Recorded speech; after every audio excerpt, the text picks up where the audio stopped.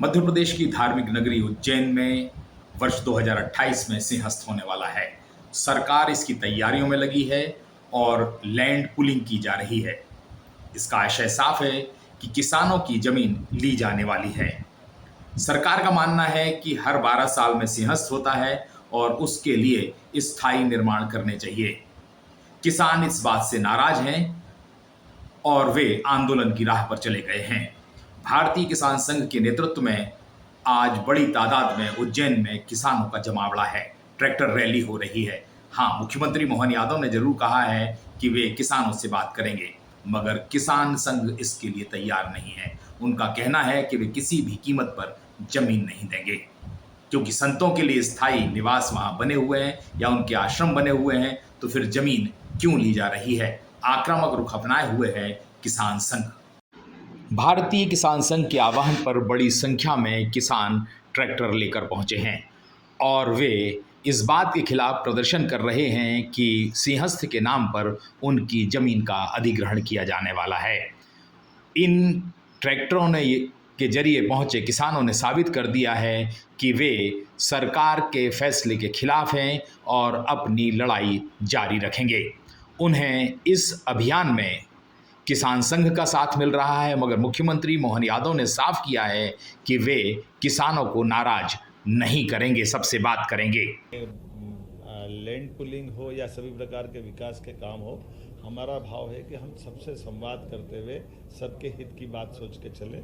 और ख़ास करके जैसा आप मैं बता रहा हूँ कि हमारा इलाहाबाद का कुंभ जब हुआ है और करोड़ों लोग आने वाले हैं, तो करोड़ों लोगों की सुरक्षा की व्यवस्था देखना, फिर माननीय भारत सरकार के गृह मंत्री जी के मार्गदर्शन में सभी प्रकार के सुरक्षा के प्रबंधन करना, स्थायी संरचना के काम भी करना, धार्मिक पर्यटन को बढ़ावा देने के लिए, तो सभी प्रकार के विचारों के साथ साथ निश्चित रूप से किसानों के साथ भी हमारा संवाद हो रहा है और हम किसी को नाराज नहीं करना चाहते।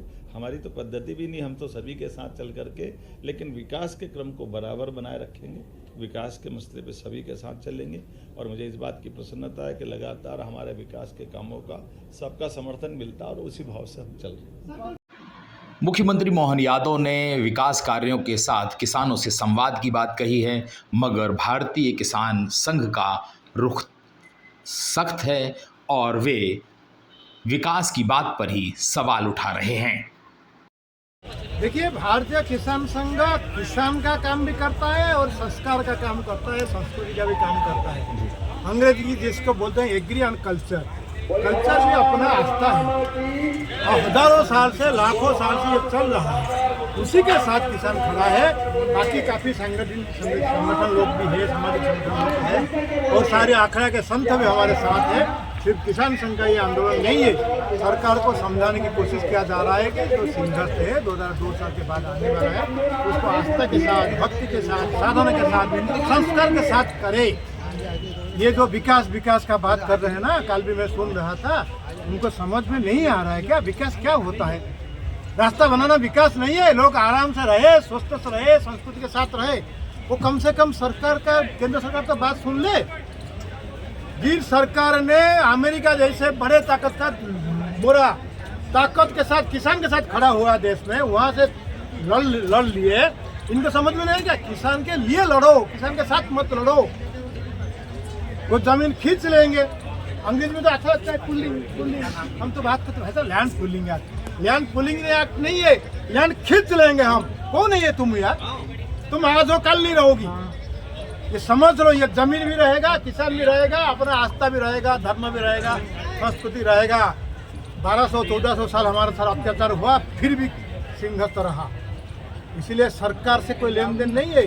किसान यहाँ जमीन भी देता है, किसान यहाँ सेवा भी करता है, किसान भी दक्षिणा देता है, किसान भक्ति भी करता है, भंडार भी चलाता है, सब कर लेगा किसान। और आप किसान से बात करो, किसान के लिए आप लड़ना चाहिए, किसान के साथ मत लड़ो।